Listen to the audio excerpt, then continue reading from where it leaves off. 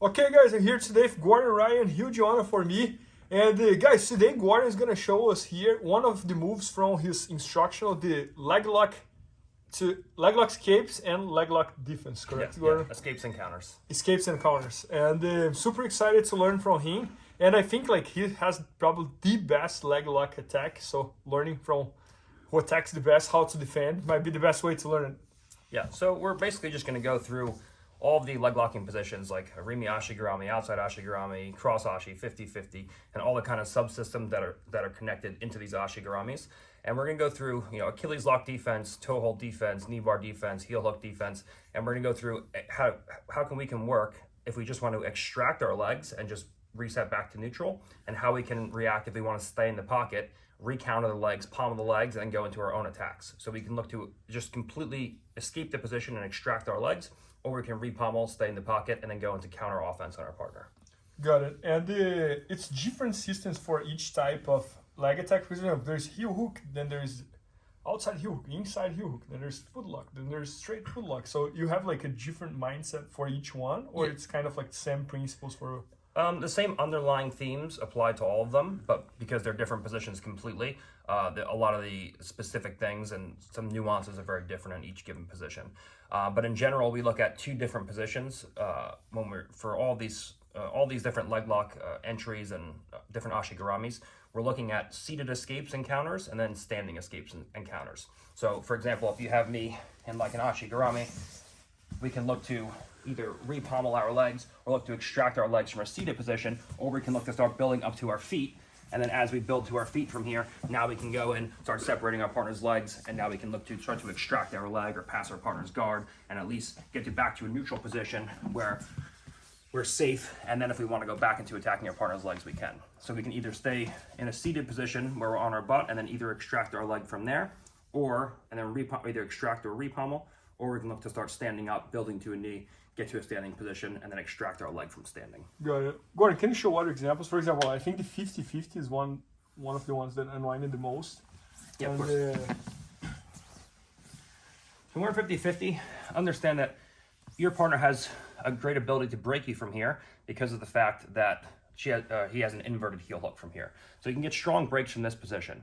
The issue is, with 50-50, is that it's a symmetrical leg locking position. So he has just as much exposure to my heel as I have to his legs. So we can both heel hook each other at pretty much the same degree from here, hence the name 50-50. Okay, he has 50% of the attacks, I have 50% of the attacks. Now, Bernardo actually gets a grip on my heel. What he needs is extension. So he wants to start going belly down, he wants to start looking away so that from here, I can't get to his head or his hands, and he can break me in a belly down position. So the second I feel Bernardo goes to start getting a grip on my heel, I want to immediately post my hand and scoot around the corner. So that makes it hard for him to put his knee on the floor from here. I want to pull my right heel in towards my butt and immediately come forward and get to Bernardo's head. So now when he tries to go belly down from here, it's hard for him to move away, and he can't create extension. So even if he goes to finish me from this position, just with control of his head, he can't finish me. Now I have to actually escape the lock. He can't finish me from here, but I'm still in the lock. So if I release his head, he creates extension and he finishes me. So I grab his head from here, and now I just tilt him, and I get to the elbow. Now, when he goes to finish, he can put as much pressure as he wants from here. He'll never finish me. There's no way. I can always pull the elbow as I point my toes and kick my leg through. Now I just relock the ankles, and now I go back into attacking his leg, separating his feet, and going into the attacks. So the number one thing he needs from here is extension. If he locks in and he puts his knee on the floor and he goes belly down, he's going to finish me from here. So the second I see this, we just grab his knee and we scoot around the corner. Now we come forward and we get to his head. So even if he goes to finish me from here, because I have control over the head, it's hard for him to do so. Now we go head and elbow. Now when he goes to go belly down, there's just no way. We can always pull that grip on through, relock the ankles, and now we go right back into all our attacks. Oh, that's incredible. Oh, Gordon, and for example, okay, so I kind of got it. This is like the heel hook, but what about straight foot lock and toe hold? What are your mindset over there? So with Achilles locks, Bernardo's whole thing from here is he wants to go into a belly down position. If he can go belly down from here, he can put body weight into the lock and he can finish me. So the second I feel Bernardo goes to start going belly down, we're just going to take, with the Rimi Ashigarami, a grip here inside of Bernardo's knee. So now I can lean to one side, and as he goes to go belly down, I can tilt him into this position and keep him belly up.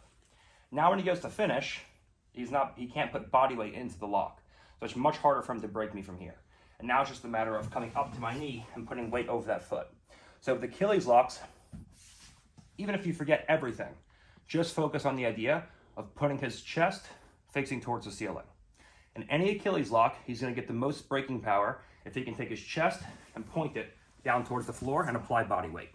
So the second I see he goes to start going belly down, I just rock from one side to the other, and now I put weight on the foot. I keep his chest facing up, and now the chances of him breaking me drastically decrease. Yeah, no, it's very interesting because you're always controlling my knee, right? In the last one, you also control my knee. Yeah. So there's a lot to be said about controlling the person's. Yeah. What you want with your ashigarami, the ashigarami and the control of the legs and the directionality of the ashigarami is very important. So if I just try to rock from one side to the other, and your knee's pinching down, if I try to rock this way and take you back belly up, because your ashigarami is pointing in the opposite direction, it's hard for me to knock you over in this direction. Yep. But if I can open up your knee and I can make your ashigarami point in the same direction that I'm rolling towards, it makes it easy for me to take you back belly up. Yeah. So the ashigarami is the control mechanism of my leg. So if I can disrupt the ashigarami and the directionality of the ashigarami, it's a lot easier for me to maneuver your body into positions where I can go into defensive reactions. Got it. Man, I'm curious about the toe hold. If there's principles there that are related to those as well. So when you go in and you start locking toe holds from this position, okay, the second I see you go to start locking a toe hold from any position, I want to start moving into positions where you can't start putting any kind of bend in my leg. So the second I see this, once you have the toe hold locked, it's going to be hard for me to actually go into any slips or anything like that. So the second I see, just let go. The second I see Bernardo going to lock a toe hold, I can't let my toes start pointing towards him. This is when he goes in and locks up. So the second I see he goes to lock a toe hold, I just point my toes out in this direction. Okay. So now when he goes to lock from here, even if he gets his wrists locked together, it's hard for him to actually go in and actually put pressure on the toe hold. Yeah, it's really hard for me to create any angle here. So the second unless I start giving my back or something. Yeah, so the second I see this, I immediately just point my toes away. Now if he actually locks a toe hold from here, and I feel he's gonna go in and start finishing me, from this position, if he has, it depends on what kind of ashigarami he has, but if he has this kind of ashigarami, you have two choices. You can either, one, disrupt the ashigarami by peeling the foot off the hip and then just sitting on top of your partner's leg, because now when he goes to break me from here, there's no ashigarami in place. Yep. So now I can just start turning out and away, and now when he goes to finish a toe hold, his legs don't control me, and now I can look to go in and just slip. Or if I feel it comes on too tight, then I just go into a roll, where I just hit my basic roll, and now from here, we can start going in and rolling out and separating our partner's legs as we go into a roll. So you have your early defenses, and we work all the way through. Early defenses to not let him get a hold of the lock. Then we go into our early submission defense, where he has the lock, but there's no actual pressure on it yet. And then late defenses, where I'm about to get finished and I have to escape from there. And then we go into end games as well, where I've done everything. He just beat me, and if you don't hit all these steps and you get to the end of the road, here's the end game, and here's where I have to tap or I get broken. Got it. Two more questions. So one, you just came back from the camp with John Jones. I think one of his goals was to learn like leg lock defense and leg lock attacks, right? How was that? It was good. He actually asked me, I was like, what do you want to work on? He's like, oh, I know you're like a leg lock guy. I want to learn some leg locks. I'm like, okay. So we went over some leg locks, but then we trained a little bit, and he realized that I could do more than leg locks. Okay. And so we ended up just going over like a full scope of things, upper and lower body. But he definitely wanted to go over some, he just likes doing leg locks. So we went over some heel hooks and stuff like that, offensive and defensive. His big things, obviously, are not to get caught in bottom when there's punches. And we went over a whole list of things. We started with some leg locks just because he's new to them and he's interested just in learning just for himself. And then we kind of built off into, different, wrestling and other submissions and stuff like that. Good. And then last question, I think it's a curiosity of everybody here. So you have one of the best leg lock attacks in the world and the defense as well. I think I never saw you tapping for a foot lock. No. I think you never done in your career, right? No, never been. Does it happen on training? Rarely. I will get submitted occasionally. But I get submitted with arm bars, strangles. Like I just put myself in submissions and then try to escape them.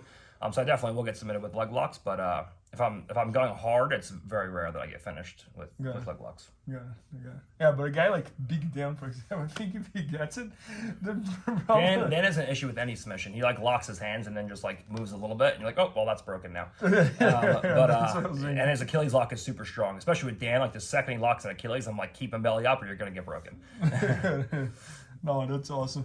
Yeah, so anyways, guys, make sure to check it out. This instruction is at bjjfanatics.com. So just type Leglocks Gordon and you're probably going to find it. And it's already at BJJ Fanatics. Make sure to check it out and learn from the best one at it. So hope you guys enjoyed it. Please help me out to grow my YouTube channel. Just click subscribe.